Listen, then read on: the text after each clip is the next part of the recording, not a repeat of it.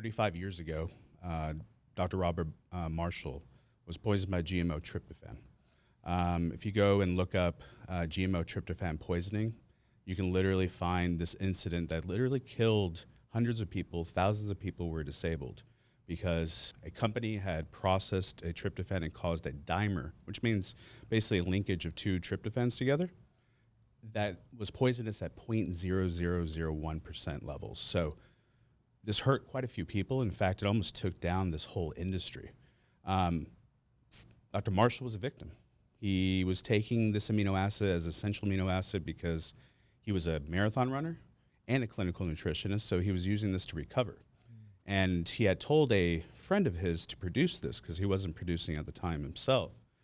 And in that friend, if you will, decided to exchange it out for a different type of tryptophan not from the vendor that he specified. And that was unfortunately the one that was contaminated. So he was literally poisoned by this, but because he was a clinical nutritionist and he had just met his future wife, Dr. Linda Forbes, who's a doctor of Oriental medicine, a chiropractor, it was kind of the synergy between the two that saved his life.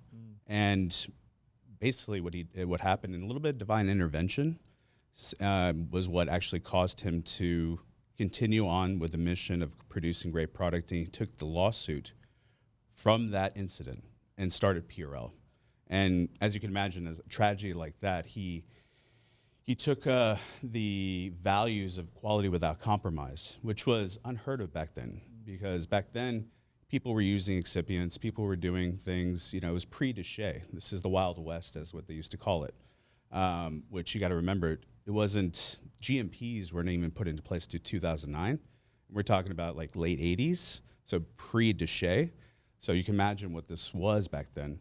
But he was ahead of his time, even back then, doing no excipients, clean label, which it wasn't until about 6 years ago, 7 years ago, really clean label became a thing in this industry. People were looking for no excipients. So he was called a purinoid, which I thought was really funny. He's like, yeah, this is something they labeled me as. And I remember the conversation he gave me the first time he got an encapsulator.